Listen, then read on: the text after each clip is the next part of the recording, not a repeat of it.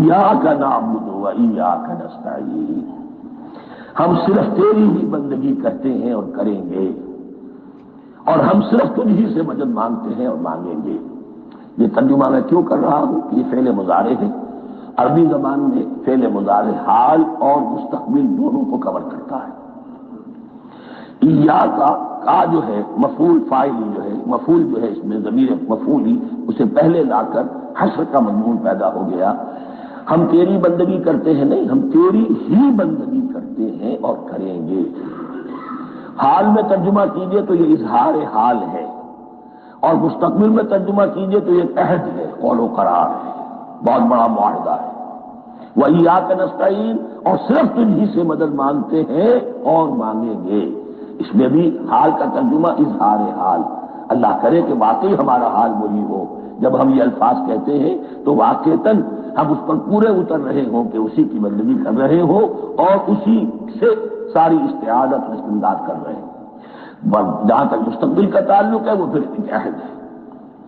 اهدنا الصراط المستقیم، یہ مقام وہ آ گیا کہ یہاں تک تو اے پروردگار ہم پہنچ گئے، تیرے فضل سے، تیرے کرم سے۔ فطرت سلیمہ بھی تیری عطا کردہ تھی، عقل سلیم بھی تیری ودیعت کردہ تھی، ان دونوں کی روشنی سے ہم یہاں تک تو پہنچ گئے۔ اب ہماری جو ضرورت ہے، احتیاج ہے، وہ کیا ہے؟ اهدنا الصراط المستقیم، ہدایت بخش ہمیں سیدھے راستے کی۔ یہاں دو باتیں سمجھ لیجئے۔ انفرادی سطح پر انسان کے لیے نہ معلوم کتنے مرحلے آتے ہیں ہر روز، جس میں وہ ایک چھٹک کر کھڑا ہو جاتا ہے، یہ کروں یا یہ کروں۔ دو آلٹرنیٹو سامنے آ رہے ہیں، فیصلہ کرنا مشکل ہو رہا ہے، قدم قدم پر ہدایت کی ضرورت ہے۔ اور اجتماعی طور پر نوع انسانی تین بڑے بڑے تمدنی مسائل میں واقعہ یہ ہے کہ تسلیم کر لیا جانا چاہیے کہ عقل انسانی اس کو راستہ نہیں دکھا سکتی۔ عام معاشرتی سطح پر مرد اور عورت کے درمیان حقوق اور اختیارات کا کیا توازن ہو، ناممکن ہے، انسان طے نہیں کر سکتا۔ انسان یا مرد ہے یا عورت ہے۔ عورت سوچے گی اپنے جذبات کا، اپنے خیالات کا لحاظ رکھے گی، مرد کے جذبات و احساسات کا اس کا کوئی تصور ہی ممکن نہیں۔ مرد سوچے گا اسے اپنے احساسات معلوم ہے، لیکن یہ کہ عورت کے احساسات سے وہ نابلد ہے، ان کو محسوس کر ہی نہیں سکتا۔ لا محالہ وہ اپنے بارے میں وہ جو بھی نظام بنائے گا اس میں وہ اپنی بالادستی رکھے گا۔ وہ تو ایک ہی ہستی ہو سکتی ہے کہ جو دونوں کی خالق ہے، مرد کی بھی عورت کی بھی، اور اس کو دونوں سے محبت ہے، دونوں کا خیر خواہ ہے، دونوں کا رب ہے، دونوں کو پروان چڑھانا چاہتا ہے۔ اسی طرح فرد اور معاشرہ یا ریاست، حکومت اور ریاست ہمیشہ یہ چاہتی ہے کہ سارے اختیارات ہمارے ہاتھ میں آ جائیں، ٹوٹلیٹیرین سوسائٹی ہو، بس ہم حکم دیں اور لوگ اس پر چلیں۔ افراد یہ چاہتے نہیں، ہمیں آزادی ہونی چاہیے۔ اب آپ دیکھیے کہ دنیا میں کتنے جھگڑے چلتے ہیں اسی پر، فریڈم فریڈم فریڈم۔ وہ فریڈم واقعتاً اپنی جگہ پر ایک شے ہے، افراد کی آزادی ہونی چاہیے، لیکن افراد کی آزادی اتنی نہ ہو جائے کہ وہ مادر پدر آزاد ہو جائے، کوئی قانون، کوئی قاعدہ، کوئی اخلاقی کوئی حدود و قیود جو ہے ان کا پابند نہ رہے۔ تو اب کہاں ہے وہ نقطہ اعتدال کہ جس میں انسان کی انفرادی آزادی، انفرادی اختیار اور ادھر اجتماعی مصلحتیں جو ہیں ان کو بیلنس کیا جا سکے؟ انسان طے نہیں کر سکتا، صرف اللہ ہی اس کے لیے نظام دے سکتا ہے۔ تیسرا مسئلہ ہے سرمایہ اور محنت، اس میں کیا توازن ہو؟ سرمایہ اور محنت دونوں مل کر کچھ بنا رہے ہیں، کچھ پروڈیوس کر رہے ہیں۔ اب اس میں نفع جو ہوا ہے اس میں سرمایہ کا کتنا حصہ ہونا چاہیے اور لیبر کا کتنا ہونا چاہیے، کون طے کر سکتا ہے؟ اس کے لیے بھی کہ ایسا نہ ہو کہ سرمایہ داری جو ہے آکاش بیل بن کر پورے معاشرے پر چھا جائے، اور غریب بیچارہ، مزدور بیچارہ، کاشتکار بیچارہ وہ گویا کہ چکی کے دو پارٹوں میں پس کر رہ جائے، اس کی کوئی حیثیت نہ رہ جائے۔ لیکن یہ کہ دوسری طرف اگر یہ کہ مزدور کا جو حق ہے اس سے زیادہ اس کو دے دیا جائے تو سرمایہ جو ہے وہ سکڑ جائے گا، شائی ہو جائے گا، وہ پھر میدان میں نہیں آئے گا۔ کیا کیا جائے؟ کون سا نقطہ عدل و اعتدال ہے؟ یہ تین مسائل ایسے ہیں، اهدنا الصراط المستقیم۔ تو یوں سمجھیے کہ ایک جو بنیادی ہدایت تھی، ایک اللہ کو پہچان لینا، یہ جان لینا کہ کل حسن و جمال اور تمام انعام و اکرام کا منبع اس کی ذات ہے، وہ رحمان ہے اور رحیم ہے۔ اور یہ جان لینا کہ مرنے کے بعد جی اٹھنا ہے، حساب کتاب ہے، فیصلہ ہوگا جزا و سزا کا، اور مختار مطلق اس دن کا اللہ ہے۔ پھر یہ عہد کر لینا ایاک نعبد و ایاک نستعین۔ اس کے بعد دعا، پروردگار ہمیں ہدایت پر قائم رکھ، ہماری ہدایت میں اضافہ فرما۔ اس ہدایت کے لفظ کو سمجھ لیجئے، بنیادی ہدایت، تفصیلی ہدایت، قدم قدم پر ہدایت، ہدایت پر ہدایت۔ والذین اہتدوا زادہم ہدی، جو لوگ ہدایت کے راستے پر آتے ہیں اللہ ان کی ہدایت میں اضافہ کرتا ہے۔ تو یہ قدم قدم پر ہمیں ہدایت کی ضرورت ہے اور مرحلہ وار ضرورت ہے۔ ہدایت اس کو بھی کہتے ہیں کہ کسی نے آپ سے کوئی پتہ پوچھا، آپ نے کہا ادھر جانا، پھر دوسری گلی میں مڑنا، پھر جانا تھی 2-3 لائٹیں چلے جانا، پھر مڑنا، وغیرہ وغیرہ، یہ بھی ہدایت ہے، نظری طور پر آپ نے بتایا ہے۔ ایک ہدایت یہ ہوئی کہ بھائی میں چلتا ہوں آپ کے ساتھ، میں آپ کو وہاں تک پہنچا دوں گا تاکہ آپ کو دقت نہ ہو، آپ نے منزل تک پہنچا دیا۔ ان دونوں کے درمیان، یہ تو میں نے ایک فرد کی مثال دی ہے، اللہ اور بندے کے درمیان نہ معلوم کتنے مراحل ہیں ہدایت کے۔ تو کسی وقت بھی انسان اپنے آپ کو ہدایت خداوندی سے مستغنا نہیں سمجھ سکتا، اور نہیں تو پروردگار جو ہدایت دی ہے اس کو ہدایت پر قائم رکھ۔ کیا پتہ شیطان کا کوئی حملہ، کیا پتہ ہمارے نفس کی کوئی شرارت کسی ایسے رخ پر ہمیں ڈال دے کہ اب تک کی ساری کمائی بھی ضائع ہو جائے۔ لہذا یہ نہ سمجھیے کہ جب یہ ساری چیزیں ان کو معلوم تھی، ان چیزوں کا تو اقرار کر رہے تو اب ہدایت کون سی مانگ رہے ہیں؟ تو ہدایت کا تو بڑا میدان کھلا ہوا ہے، اور اس ہدایت کی وہ جو میں نے آخری شکل آپ کو بتائی ہے کہ منزل مقصود تک پہنچا دے، یہ ہدایت بھی قرآن مجید میں اس معنی میں بھی لفظ آیا ہے کہ اہل جنت جب جنت میں داخل ہوں گے تو جو ترانہ حمد ان کی زبان پر اس وقت ہوگا وہ کیا ہے؟ الحمدللہ الذی ہدانا لہذا وما کنا لنہتدی لولا ان ہدانا اللہ۔ کل شکر اس اللہ کا جس نے ہمیں یہاں تک پہنچا دیا، ہدایت دی جہاں تک پہنچا دیا، اور ہم ہرگز نہ پہنچ پاتے، ہم ہرگز ہدایت یافتہ نہ ہو سکتے اگر اللہ ہی ہمیں ہدایت نہ دیتا۔ اہدنا الصراط المستقیم، سیدھا راستہ، صراط الذین انعمت علیہم، اور اس کی مزید وضاحت ہے، راستہ اس کا ان لوگوں کا جن پر تیرا انعام ہوا۔ یہ کون لوگ ہیں؟ اس کی وضاحت آپ کو ملے گی سورہ نساء میں، من یطع اللہ والرسول فاولئک مع الذین انعم اللہ علیہم من النبیین والصدیقین والشہداء والصالحین۔ 4 طبقات ہیں منعم علیہم جن پر اللہ کا انعام ہوا ہے۔ چوٹی پر انبیاء کرام، اس کے بعد صدیقین کرام، اس کے بعد شہداء عظام، اس کے بعد عام صالح مسلمان صالح ہو۔ یہ بیس لائن ہے۔ اس سے اوپر کا درجہ شہداء کا ہے، اس سے اوپر کا درجہ صدیقین کا ہے، اور پھر اس سے اوپر کا درجہ انبیاء کا ہے۔ انبیاء میں سے پھر وہ بھی ہوتے ہیں کہ جو اولو العزم میں من الرسل ہیں، لیکن یہ 4 طبقات ہیں، ان کے راستے پر ہمیں چلا۔ غیر المغضوب علیہم ولا الضالین، جو مغضوب علیہم نہیں ہوئے، جن پر تیرا غضب نہیں ہوا، اور غضب ہوتا ہے ان پر کہ جو ہدایت کے واضح ہونے کے بعد ہدایت کو ترک کرتے، وہ ہے مغضوب علیہم۔ جنہیں ہدایت مل گئی ہو، ہدایت کو پہچان لیا ہو، پھر اپنی شرارت نفس کی وجہ سے، اپنی نفسانیت کی وجہ سے، اپنے تکبر کی وجہ سے، اپنی حسد کی وجہ سے وہ اس حق کو رد کر دیں، اس کو ترک کر دیں، ان پر اللہ کا غضب آتا ہے۔ اور اس میں اس کی بہت بڑی مثال تاریخ کے اعتبار سے یہودی ہے۔ اللہ نے انہیں ہدایت دی، کتابیں عطا کی، تورات، انجیل، زبور، سینکڑوں نبی ان میں مبعوث کیے، 1400 برس تک نبوت کا تار ٹوٹا ہی نہیں، مسلسل۔ ابتدا میں بھی 2 نبی، موسیٰ اور ہارون، اور اختتام پر بھی 2 نبی، عیسیٰ اور یحییٰ علیہ السلام، اور ان کے مابین کوئی لمحہ نہیں آیا ہے تاریخ بنی اسرائیل میں جبکہ کوئی نہ کوئی نبی موجود نہ ہو۔ لیکن انہوں نے اپنی شرارت نفس کی وجہ سے ہدایت تورات سے بھی منہ موڑا، اور پھر سب سے بڑی بات یہ کہ ہدایت محمدی سے، ہدایت قرآنی سے صلی اللہ علیہ وسلم منہ موڑا، وہ ہے مغضوب علیہ ولا الضالین، اور نہ ہی گمراہ ہوئے۔ یہ لفظ جو آتا ہے عربی زبان میں گمراہ کا بھی ہے اور تلاش حق میں بھٹکنے والے کا بھی ہے۔ ایک وہ شخص ہے جس پر حق ابھی واضح نہیں ہوا، وہ تلاش میں ہے، اس کے لیے بھی ضال کا لفظ آئے گا۔ اسی طرح کوئی شخص کسی کے عشق اور محبت میں ایسا ہو جائے، دیوانہ ہو جائے، اس کو بھی ضال کہتے ہیں، یعنی اس کے اوپر جذبات کا اتنا غلبہ ہو گیا ہے کسی کی محبت اور عشق کی بنا پر۔ تو حضور کے لیے یہ لفظ آیا ہے وَوَجَدَكَ ضَالًّا فَهَدَىٰ، اور یہ تو سورۃ الضحیٰ ہے، اکثر بیشتر لوگوں کو یاد ہوگی۔ تو یہ جو ضال کا لفظ ہے اس میں سمجھ لیجیے ضروری نہیں ہے کہ وہ گمراہ ہو، بلکہ وہ بھی کہ جو ابھی راہ ہدایت کی طلب میں اس کے حصول کے لیے اس کی تلاش میں کوشاں ہیں، اور وہ بھی کہ جو کسی مغالطے کی وجہ سے حق سے منحرف ہو جائے۔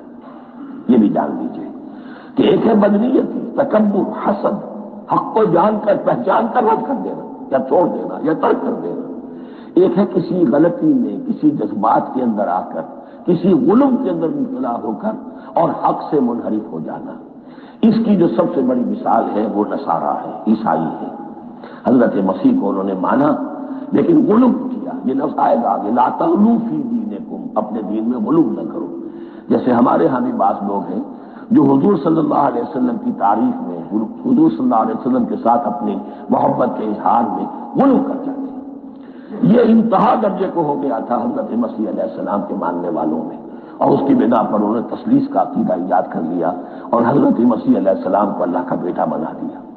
تو اس کی سب سے بڑی مثال ضالین کی اس اعتبار سے کہ ہدایت پانے کے بعد کسی بدنیتی سے نہیں بلکہ کسی اچھے جذبے میں غلو کی وجہ سے رسول سے محبت کرنا تو اچھا جذبہ ہے، لیکن یہ محبت بھی ایک حد میں رہنی چاہیے۔ غلو کرے گی تو ظاہر بات ہے کہ اس کے بعد وہ گمراہی کی طرف لے جائے گی۔ یہ ہے اس سورہ مبارکہ کا ترجمہ، اور اس کے بعد آخر میں آمین کہنا یہ مسنون بھی ہے، کہنا چاہیے۔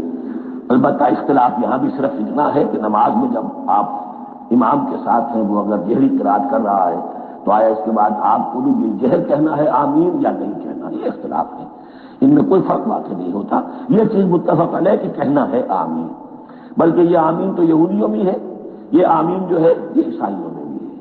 ان کی بھی جو لارڈس پریئر ہے اس کے بعد آمین، وہ آمین کہتے ہیں، اور فرق وہ لفظ ایک ہی ہے، اس لیے کہ عبرانی زبان اور عربی زبان یا تو ہم یہ کہہ سکتے ہیں کہ دونوں بہنیں ہیں، کوئی ایک مشترک زبان تھی ان کی ماں جس کی یہ دو بیٹیاں ہیں، اور یا یہ کہنا پڑے گا کہ عربی زبان کی ماں جو ہے وہ عبرانی زبان ہے۔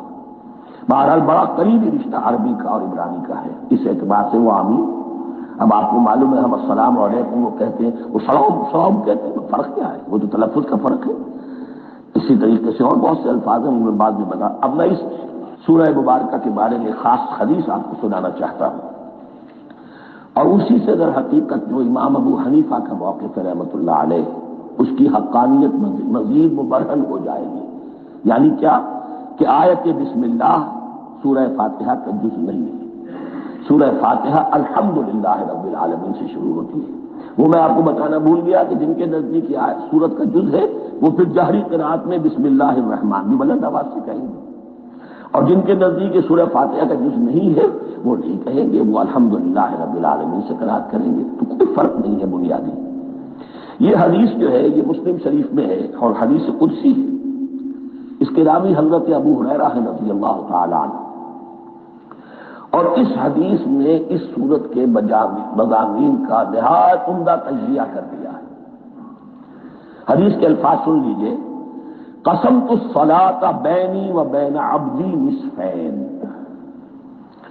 اللہ تعالیٰ فرما رہے ہیں، حدیث قدسی ہے، میں نے نماز کو، صلاۃ کو اپنے اور اپنے بندے کے درمیان آدھا آدھا تقسیم کر لیا، فنصفھا لی ونصفھا لعبدی، اس کا نصف جو ہے وہ میرے لیے ہے اور نصف جو ہے وہ میرے بندے کے لیے ہے، ولعبدی ما سأل، اور جو میرے بندے نے مانگا میں اسے دوں گا، میرا وعدہ ہے جب میں نے اسے دیا۔ اس کے بعد اس کی تفصیل آتی ہے، اذا قال العبد، جب بندہ کہتا ہے الحمدللہ رب العالمین، قال اللہ حمدنی عبدی، جب بندہ کہتا ہے الحمدللہ رب العالمین، اللہ فرماتا ہے میرے بندے نے میری حمد کی۔ وَإِذَا قَالَ الرَّحْمَٰنِ الرَّحِيمِ قَالَ اللَّهُ اثْنَا عَلَيَّ عَبْدِي، جب بندہ کہتا ہے الرحمن الرحیم، اللہ فرماتا ہے میرے بندے نے میری ثنا کی۔ وَإِذَا قَالَ مَالِكِ يَوْمِ الدِّينِ قَالَ اللَّهُ تَعَالَى مَجَّدَنِي عَبْدِي، میرے بندے نے میری تمجید بیان کی، میری بزرگی بیان کی۔ اب یہ تین آیتیں ہو گئی، تینوں میں اللہ کی حمد ہے، ثنا ہے، تمجید ہے۔ یہ تین آیتیں خالص اللہ کے لیے ہو گئی۔ اب چوتھی آیت آئی، ایاک نعبد و ایاک نستعین۔ اس کے بارے میں جب بندہ کہتا ہے اذا قال العبد ایاک نعبد و ایاک نستعین قال اللہ تعالی ھذا ما بینی و بین عبدی ولعبدی ما سأل، یہ میرے اور میرے بندے کے درمیان ہے۔ یہ تو یوں سمجھیے یہ گرہ لگ گئی ہے میرے اور میرے بندے کے مابین۔ اس نے مجھ سے قول و قرار کیا ہے، اس نے میری بندگی کا اعتراف کیا ہے، اس نے تسلیم کیا ہے کہ میری ہی بندگی کرتا ہے اور کرے گا، اور مجھ سے مدد چاہیے۔ ھذا ما بینی و بین عبدی، یہ معاہدہ ہے، معاہدہ دو فریقوں کے مابین ہوتا، یہ میرے اور میرے بندے کے مابین ہے۔ والے عبدی ما سأل، اور میں نے اپنے بندے کو دیا جو اس نے مانگا، وہ میری مدد چاہتا ہے، میری مدد اس کے شامل حال رہے گی۔ فَإِذَا قَالَ، اور جب بندہ کہتا ہے اهْدِنَا الصِّرَاطَ الْمُسْتَقِيمَ صِرَاطَ الَّذِينَ أَنْعَمْتَ عَلَيْهِمْ غَيْرِ الْمَغْضُوبِ عَلَيْهِمْ وَلَا الضَّالِّينَ قَالَ اللَّهُ تَعَالَى هَذَا لِعَبْدِي وَلِعَبْدِي مَا سَأَلَ، یہ تین آیتیں یہ میرے بندے کے لیے، اهْدِنَا الصِّرَاطَ الْمُسْتَقِيمَ، اسی صراط مستقیم کی وضاحت ہے مثبت، صراط الذین انعمت علیہم، اسی صراط مستقیم کی وضاحت ہے منفی انداز میں، غیر المغضوب علیہم ولا الضالین۔ یہ سب میرے بندے کے لیے ہے اور میں نے اپنے بندے کو دیا جو اس نے مانگا۔ اس کو میں نے ایک مرتبہ یہ ترازو کی شکل میں اس کو لکھوایا تھا۔ دیکھیے یہ ایاک نعبد و ایاک نستعین، یہ ہے وہ ترازی کی وہ ڈنڈی۔ واو جو ہے ایاک نعبد و ایاک نستعین، واو جو ہے گویا کہ وہ مٹھ ہے جس سے کہ ترازو کو پکڑا جاتا ہے۔ ادھر ایک پلڑا ہے جس کی تین آیتیں ہیں، الحمدللہ رب العالمین الرحمن الرحیم مالک یوم الدین۔ اس کا نتیجہ کیا نکلا؟ ایاک نعبد۔ آپ نے شاید یہ سنا بھی ہو، ایک بہت ہی عمدہ قرات کا جو ریکارڈ ہے قاری عبدالباسط عبدالصمد کا، وہ یہیں سے چل کر سورہ فاتحہ کی قرات کر کے ایاک نعبد پر آ کر رکتا ہے، الحمدللہ رب العالمین الرحمن الرحیم مالک یوم الدین ایاک نعبد۔ گویا کہ یہاں یہ صورت بالکل ہاف ہو گئی ہے، تین آیتوں میں اللہ کی حمد ہے، ثنا ہے، تمجید ہے، جس کا نتیجہ ہم تیری ہی بندگی کرتے ہیں، تیری ہی اطاعت کریں گے۔ لیکن اب اس کے بعد سوال ایاک نستعین، اسی کی جو استعانت کیا درکار ہے ہمیں؟ ہدایت۔ ہدایت سب سے بڑی استعانت ہے، ہدایت کی تو سب سے بڑی مدد ہے۔ اهدنا الصراط المستقیم صراط الذین انعمت علیہم غیر المغضوب علیہم ولا الضالین، یہ ایاک نستعین کے حکم کے ساتھ یہ تین آیتیں آ گئیں، اهدنا الصراط المستقیم صراط الذین انعمت علیہم غیر المغضوب علیہم ولا الضالین، قسمت الصلاة بینی و بین عبدی نصفین فنصفها لی ونصفها لعبدی ولعبدی ما سأل۔ اللہ تعالیٰ اس سورہ فاتحہ کا جو اصل مفہوم ہے وہ بھی ہمارے ذہنوں پر، ہمارے شعور کی سطح پر اسے اجاگر کیے رکھے، ہمیں توفیق دے کہ جب بھی پڑھیں جب بھی سنیں تو وہ کیفیت اگر ہو جائے، اس لیے کہ ایک حدیث ہے کہ الصلاۃ معراج المومنین، نماز تو اہل ایمان کے حق میں معراج کے درجے میں ہے۔ اس حوالے سے ہم یہ سمجھ سکتے ہیں کہ کوئی وقت ایسا آ سکتا ہے کہ انسان کو واقعتاً، روح انسانی واقعتاً اللہ کے یہ جواب سنے، انہونی بات نہیں ہے۔ ہوتا ہے خطاب آخر، اٹھتا ہے حجاب آخر، کرتے ہیں خطاب آخر، یہ تو ہوتا ہے۔ مخاطبہ الہی تو میں نے عرض کیا کہ ثابت ہے، مخاطبہ، محادثہ اور تحدیث اللہ بندوں سے کلام کرتا ہے۔ بارک اللہ لی ولکم فی القرآن العظیم ونفعنی وإیاکم بالآیات والذکر۔ اعوذ باللہ